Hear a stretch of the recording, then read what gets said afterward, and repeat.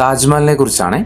ഉത്തർപ്രദേശിലെ ആഗ്രയിൽ സ്ഥിതി ചെയ്യുന്ന താജ്മഹൽ മുഗൾ ചക്രവർത്തി ഷാജഹാൻ തന്റെ പ്രിയപത്നി മുംതാസ് മഹലിന്റെ സ്മരണക്കായിട്ട് പണി കഴിപ്പിച്ച അതിശയകരമായിട്ടുള്ള ഒരു വെള്ള മാർബിൾ ശവകുടീരമാണ് താജ്മഹൽ.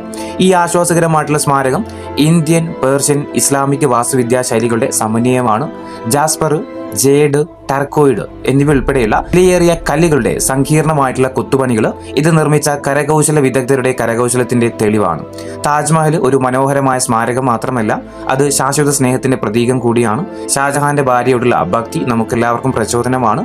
എല്ലാ വർഷവും ലോകമെമ്പാടുമുള്ള ദശലക്ഷക്കണക്കിന് ആളുകൾ താജ്മഹലിന്റെ സൗന്ദര്യത്തിനും മഹത്വത്തിനും ആശ്ചര്യപ്പെടാൻ സന്ദർശിക്കുന്നു. ചരിത്രം, വാസ്തുവിദ്യ, സംസ്കാരം എന്നിവയിൽ താല്പര്യമുള്ള ഏതൊരാൾക്കും തീർച്ചയായിട്ടും സന്ദർശിക്കേണ്ട സ്ഥലമാണ് നമ്മുടെ താജ്മഹൽ.